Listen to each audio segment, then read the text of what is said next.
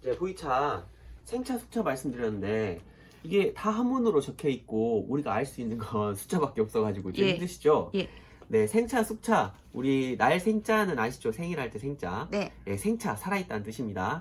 네, 그래서 앞으로 살아있으니까 잘 관리해서 잘 키워서 후발효해서 먹는 생차. 네, 그리고 이건 이미 숙 익었습니다. 이미 다 익은 차, 숙차. 숙차. 그리고 이거는 생차. 네. 그래서 이 차는 지금 당장 마셔도 되지만 최소 15년에서 20년 이상 익었을 때 좀 더 좋은 맛을 낼 가능성이 높다. 그리고 이거는 30년 정도 이 생차가 익는 시간을 못 기다리니까 인공적으로 균을 컨트롤해서 30년 정도 생차가 익었을 때 맛을 낸 것이 숙차다. 이게 신기술이겠죠. 이게 신기술입니다. 그러니까 이게 더 좋은 거예요. 어떻게 보면. 근데 이제 아무래도 숙차 가격이 대중적으로 많이 만들기 때문에 저렴합니다. 저희한테는 이득이겠죠. 네, 그래서 숙차가 가격도 더 저렴하고 맛있는 게 많으니까. 제 친구가 이제 공무원인데 이게 뭐냐면 그 중국 칭다오에 가는데 서기관님이 이제 국빈 선물로 이렇게 차를 선물을 해줬는데요. 여기에 제가 친구가 제가 보이차를 좋아하니까 저한테 선물을 해주더라고요. 그래서 봤더니 8592라는 보이차 숙차가 들어있습니다. 그러니까 중국에서 어떤 귀빈을 접대할 때도 보이차 숙차를 대접할 정도로 자신 있고 아주 차 업계에서는 좋은 기술력을 가지고 있는 최첨단의 제다 방법이다. 네, 이렇게 생각하시면 되고요. 특히 옛날 숙차에 비해서 요즘 숙차들이 되게 그 숙미라고 하는 그 고체 발효 그 냄새가 좀 많이 줄어서 그 좀 잘 마시기 편하게 잘 만들어져 있습니다. 그래서 아주 너무 오래된 숙차를 비싸게 주고 드시는 것보다 최근의 숙차를 드시는 것도 나쁘지 않습니다. 저는 맛이 더 깔끔하더라고요. 예. 그래서 그렇게 드시면 더 좋을 것 같고요. 네, 차를 드시면서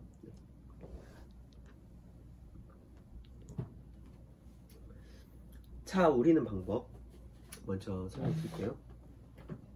주전자 필요합니다. 주전자. 좀 지저분합니다만 제가 쓰는 주전자 그냥 보여드릴게요. 네. 저는 주전자 혹은 전기포트가 아니고 라면 포트를 사용합니다. 왜 그러냐면 1리터짜리 주전자인데요. 2리터짜리 정도까지도 괜찮아요. 근데 여기에 물을 붓고 차를 넣고 끓입니다. 10분간 끓여요. 차는 비율은 3g에서 5g 사이 정도. 아까 보여드렸던 엄지손가락 한 마디 정도의 차를 넣고 1리터를 넣어요. 1리터. 엄지손가락 한 마디에 1리터를 넣고 가득 채우면 1리터거든요. 넣고 10분간 끓입니다. 그리고 끄고 걸러서 마셔요.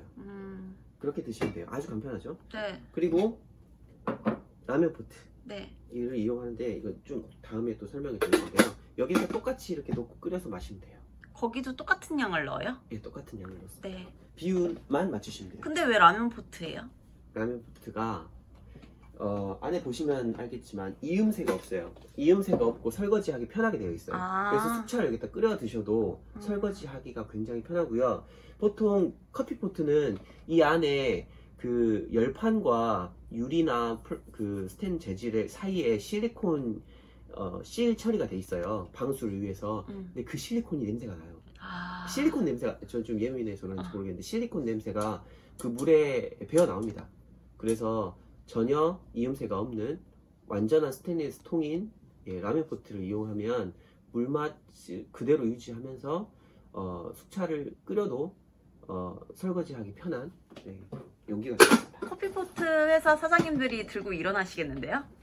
뭐 그거 어쩔 수 없고요. 네. 그리고 방금 말씀드린 건 전다법, 점다법, 자차법 뭐 이런 식으로 그냥 끓이는 방법이고요. 그 다음에 이런 복잡한 용구들은 다 포다법을 위한 겁니다. 이렇게 마시면 맛과 향도 괜찮고 건강에도 좋지만 아주 이렇게 섬세하게 맛을 알기에는 좀 부족할 수 있어요. 그리고 포다법에 어울리는 차들이 있습니다. 청차, 녹차, 이런 거는 대표적으로 포다법에 어울려요. 홍차는 포다법이라고 하기 좀 애매하죠. 왜냐면 3분간 끓 100도씨 물에 우려서 그냥 마시는 거니까. 네, 그래서 녹차와 청차는 포다법에 훨씬 더 어울린다. 그리고 아까 말씀드린 녹차에 가까운 보이차 생차도 포다법에 어울린다. 네, 라고 말씀드릴 수 있습니다. 특히 이제 만든 지 얼마 되지 않은 보이차 생차들. 네, 대표적인 차가 754이죠. 보이차 754. 네, 이런 것들은 이제 만들어서 어떤 맛이 섬세하게 나는지 보려면 포다법이 편하고요. 이제 여러 가지 찻잔이 있습니다. 좀 하나씩 보여드릴게요. 네, 이런 자기로 된 찻잔, 하얀색이죠.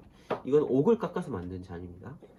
그리고 이거는 이제 이렇게 빙열이라고 하죠. 이렇게 안에 금이 가 있는 찻잔, 보이차 찻잔을 주지 않습니다. 네. 그리고 안에는 이렇게 금박으로 금칠이 되어 있는 거, 뭐 이런 찻잔도 있는데, 이런 찻잔은 색깔을 알 수 없겠죠. 그래서 조금 별로 추천해드리고 싶지 않고요. 이렇게 기본적으로 하얀, 속이 하얗고, 그리고 이제 알 수 있는, 그리고 초보자분들은 제가 처음에 마셨던 이렇게 색이 잘 보이고 투명한지 투명하지 않은지가 잘 보이는 좋은 차의 조건은 항상 맑아야 됩니다. 맑은 차를 확인할 수 있는 유리잔을 권해드리고 있습니다. 네. 가능하면 유리잔에 드시거나 아니면 이렇게 저희 세트로 나가는 이 키트처럼 이렇게 하얀 잔, 흰 잔을 쓰시는 것을 권합니다. 네. 그 잔이 머그컵에 먹으면 안 되나요? 먹어도 됩니다. 네, 머그컵에 먹어도 되고, 저는 사실은 1리터짜리 물병에다 그냥 이렇게 마셔요. 맛과 향을 즐기면서 친구들과 이야기하고 그럴 때는 괜찮지만, 그럴 때는 이제 이런 포다법에 사용되는 이런 도구들이 필요하지만, 집에서 편하게 마실 때는 주전자만 있어도 된다. 그리고 한 가지 여러분들이 꼭 있으면 좋은 것, 이거 좀 제가 오랫동안 쓰던 건데, 표주박에다가 거름망 단 거거든요. 네, 좀 정식 거름망은 뭐 이런 식으로 생겼습니다. 네, 이런 거름망, 이렇게 생긴 거름망, 이렇게 해서 이렇게 놓는 이 거름망이 있으시면, 이 거름망이 아니어도 괜찮습니다. 거름망을 가지고 끓인 보이차를 이렇게 따라서 여기에 뭐 큰 유리잔에, 이 수구라고 하죠. 이런 유리잔에 놓고 끓인 보이차를 이렇게 넣고 마시면 됩니다. 네. 그래서 이렇게 수구, 뭐 주전자, 거름망, 찻잔, 네. 이렇게 세 가지만 있어도 차를 충분히 즐기실 수 있고, 이제 여러분들이 좀 고급스러운 좀 생활을 하시고 싶다 그러면 이제 먼저 차판이 있어야 돼요. 여기 보이시나요? 여기 차판을 보시고, 이 차판이 별로 비싸지 않거든요. 3, 4만원 정도면 구입할 수 있으니까 사이즈는 여러분들이 이제 맞는 걸 보시고 차판 하나 구입하시고, 그 다음에 개완이라고 합니다. 개완이 차를 마실 수도 있고, 그리고 이렇게 따라서 마실 수도 있고, 한 이 두 가지 기능을 다 가지고 있는데, 이 개완에 차를 우리는 방법도 있습니다. 그래서 개완을 사시는 것도 좋은데, 처음에는 제가 아까 말씀드렸다시피 차를 확인하면서 드시려면 유리 제품이 좋습니다. 그리고 조금 더 익숙해지시면 이런 백자류, 이건 데이 홈페이지에서 구입한 건데요. 데이 뭐 이런, 여기서 이제 125cc짜리 개완을 이렇게 들고 이렇게 사용하시면 되겠습니다. 네, 여기까지 대부분의 꼭 필요한 차에 대한 도구 설명을 마쳤고요. 네, 여러분들이 이제 구입하지 말아야 될 보이차에 대해서만 설명을 드리고 마치도록 하겠습니다. 대부분 우리가 가루 보이차, 아니면 이게 분말로 된 거, 아니면 티백, 그리고 다이어트를 강조한 보이차들은 성분을 확인하기 힘든 구조로 되어 있습니다. 홍차도 마찬가지로 가장 등급이 낮은 홍차는 가루로 되어 있거든요. 브로큰이라고 해서, 브로큰 등급이라고 해서 제일 낮은 등급이에요. 그래서 가루 보이차 혹은 이제 뭐 티백 보이차, 뭐 옆 통째로 들어가 있는 티백은 제외하고요. 이런 류들의 차들은 가장 낮은 등급이라고 보시면 돼요. 그래서 그리고 또 이게 가할 때 어떻게 아주 위생에 신경을 쓰겠지만 그렇지 않은 경우도 있을 수 있으니까 여러분들이 차 잎을 확인할 수 있는 차 잎이 통째로 대부분 다 살아있는 그런 차를 구입하시기 바랍니다. 그럼 전 패키지 여행 가서 보이차 꼭 사라고 계속 이제 가이드 언니분께 강요를 많이 받았거든요. 네. 그럴 때는 어떻게 확인을 하고 사야 될까요? 사시면 안 됩니다. 아, 그냥요? 네. 중국 사람들도 속아요. 아, 네. 이게 차는 그 관광객들을 위주로 판매하는 것은 차 상인이 아니라면 속아요. 네, 속는다고 보시면 돼요. 그러니까 물론 정직한 사람도 있겠죠. 근데 정직하지 않은 사람들도 너무 많기 때문에, 그리고 브랜드가 유명한 브랜드들의 보이차들은 그런 길바닥 시장에서 안 팔아요.